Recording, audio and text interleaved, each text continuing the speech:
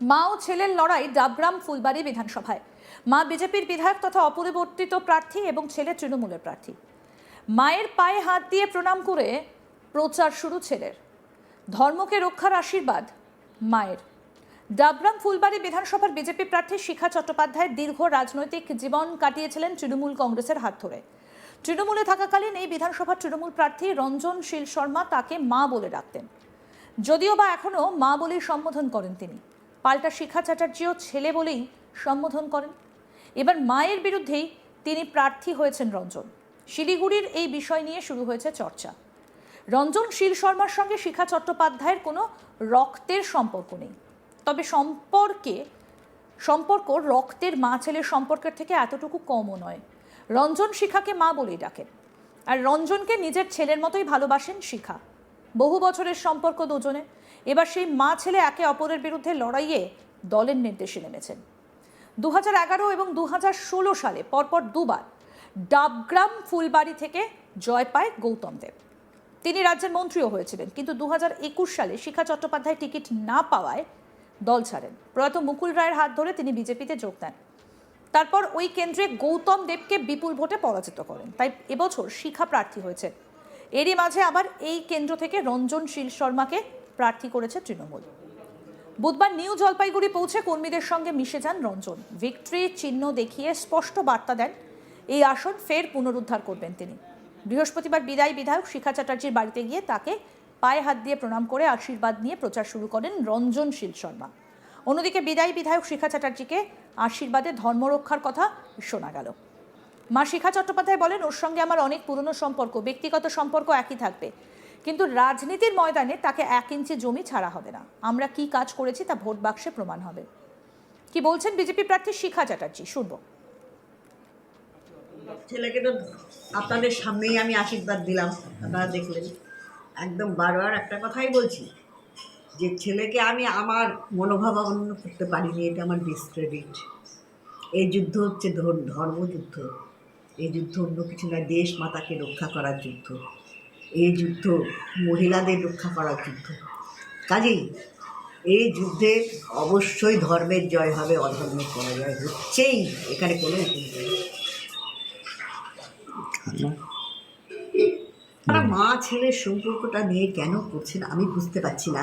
ব্যক্তিগত জায়গাটায় কেন আসছেন? রাজনীতিতে 18 বছর বয়স হলে সে যখন পুরোপুরি অ্যাডাল্ট হয়ে যায়, তার নিজের ভাবনা চিন্তা একরকম থাকে। দেখুন তো, যা অনেক মা বাবা আছে যাদের ছেলেরা মা বাবাকে দেখে না, তো মা বাবারা কি চায় না যে আমার ছেলেটা ভালো থাকে? ঘটনা এটা, তারা যায় তার শুভবুদ্ধি হোক, এবং আমিও চাইছি আমার ছেলের শুভবুদ্ধি হোক। তো এই যে ছেলে তো দাঁড়ালো, তো এবার কি জয়ী কিভাবে দেখছেন তিনি? আপনি কি একই তো প্রশ্ন করছেন আপনারা, কাইন্ডলি ব্যক্তিগত প্রশ্নটা করবেন না।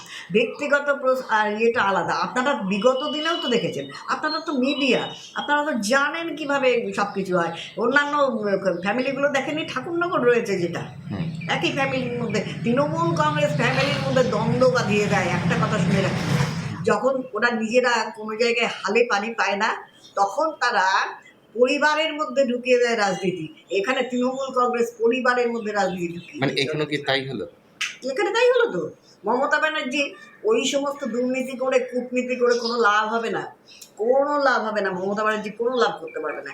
ঠাকুর বাড়িতে দুর্নীতি ঢুকিয়ে দিয়েছে, এখানে দুর্নীতি ঢোকাচ্ছে, কোনো লাভ হবে না। এবং আপনি অসুস্থ, ওষুধ ঠিকভাবে খান না। আরে আমি অসুস্থ কে বলে? এটা তো ভোটের প্রচার। আমি অসুস্থ মানে ভোটের প্রচার। ওটা আপনারা হয়তো মিডিয়ারা বলছেন। দেখুন, আপনাদের সব মিডিয়াকে তৃণমূল কংগ্রেস পয়সা দিয়ে কিনে রাখে, আমরা জানি, আমরা সেটা জানি। কেন আমরা ভারতীয় জনতা পার্টি, আমরা ওরকম পয়সাও খরচ করি না, করতেও পারি না। সত্যি কথা বলতে, আমরা মানুষের পাশে থাকি, মানুষের কাজ করি, এইটুকুনি আমাদের। আর যারা তৃণমূল কংগ্রেসের, দেখুন, তৃণমূল কংগ্রেস দলটার জমির পয়সা, গরুর পয়সা, এই সমস্ত বালুর পয়সা, এদের প্রচুর পয়সা। সুতরাং এরা আপনাদেরকে কিনে রাখবে, আপনারা এখানে বিক্রি হয়ে যান, একদম পরিষ্কার এটা কথা। আপনারা খারাপ ভাববেন না, এটা কিন্তু সত্যি কথা। আর আপনাদেরও তো এটা জীবিকা, আপনাদের করতেও হবে এটা। তো সুতরাং এই ব্যক্তিগত জায়গাটায় তৃণমূল কংগ্রেস আঘাত হানে চিরকাল। ওরা যখন ডাইরেক্টলি রাজনীতিতে পারে না, তখন এরা এই কাজ করে। প্রত্যেকের বাড়িতে এরকম করে কিন্তু ঢুকিয়ে দিচ্ছে একটা অশান্তি, কোনো কিছু না। কোনো কিছু না। দেখুন, আমার ছেলে আমার কাছে এলো, প্রণাম করলো, ওর কিন্তু কতখানি ডেডিকেটেড ছিল মায়ের প্রতি, এটা চিন্তা করি। কিন্তু আজকে তাকে কিন্তু ভাগ হয়ে চলে যেতে হলো। অন্যদিকে ছেলে রঞ্জন শীল শর্মা কি বলছেন শুনবো। আমার একটাই মন্তব্য, মমতা বন্দ্যোপাধ্যায় আদর্শের উপরে দাঁড়িয়ে একটা ধর্ম নিরপেক্ষ দেশে সমস্ত জাতি ধর্ম সমস্ত মানুষকে নিয়ে চলার যে নীতি মমতা বন্দ্যোপাধ্যায় দিয়েছেন, এবং ওনার 2011 থেকে আজ অবধি উনি যেভাবে গরিব মানুষের কল্যাণে যেভাবে কাজ করে যাচ্ছেন, তার উপরে দাঁড়িয়েই এই লড়াই হবে, এই কথাই মানুষকে বলবো। আজকের থেকে কি এই সম্পর্কে কোনো রকম ছেদ পড়বে? মানে এই লড়াই, রাজনৈতিক লড়াই তো শুরু হয়ে গেল।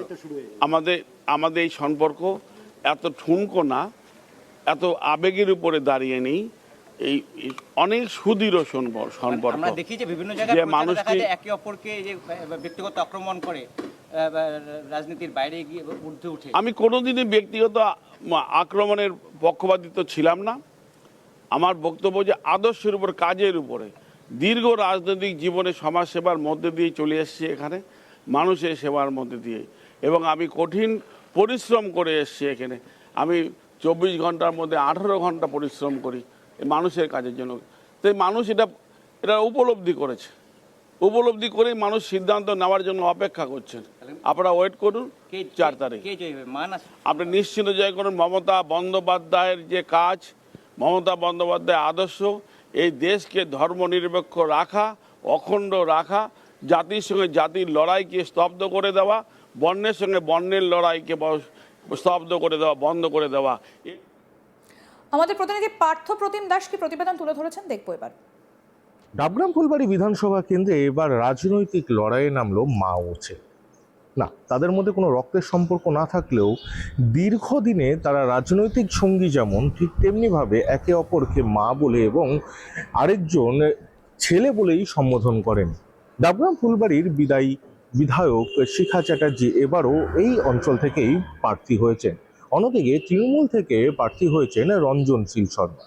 কিন্তু প্রার্থী ঘোষণার পরই এই লড়াই যেন রাজনীতির ঊর্ধ্বে গিয়ে মা ও ছেলের লড়াইয়ে পরিণত হতে চলেছে। তার অন্যতম কারণ, শিখা চ্যাটার্জি একটা সময় রাজনীতির দীর্ঘ সময় তিনি তৃণমূলে কাটিয়েছিলেন। সেই সময় থেকেই রঞ্জনের সাথে শিখার মা ও ছেলের সম্পর্ক, এবং যদিও বা পরবর্তীকালে প্রয়াত মুকুল রায়ের হাত ধরে তিনি বিজেপিতে যোগদান করেন এবং এই বিধানসভা থেকে লড়ে মেয়র গৌতম দেবকে পরাস্ত করেন, তিনি বিধায়ক হন, বিভিন্ন সময় কেটেছে রাজনীতির আঙিনায়। ঠিক সেই জায়গায় দাঁড়িয়ে এবার যখন রঞ্জন শীল শর্মা প্রার্থী হলো, তখনই কিন্তু একেবারে রাজনৈতিক মহলে চর্চা শুরু হয়েছে। তাহলে এবার মা ও ছেলের রাজনৈতিক লড়াই দেখবে এই বিধানসভার মানুষ। কিন্তু যদিও বা মা ও ছেলে হলেও তাদের কথায় সম্পর্ক যেমন সম্পর্কের জায়গায় অটুট থাকবে, ঠিক তেমনিভাবে রাজনীতির ময়দানে কেউ কিন্তু কাউকে 1 ইঞ্চি জমি ছাড়তে নারাজ। আরও আপডেট পেতে দেখতে থাকুন আজ তাক বাংলা। সাবস্ক্রাইব করুন, নোটিফিকেশন পেতে বেল বাটন অপশন প্রেস করুন।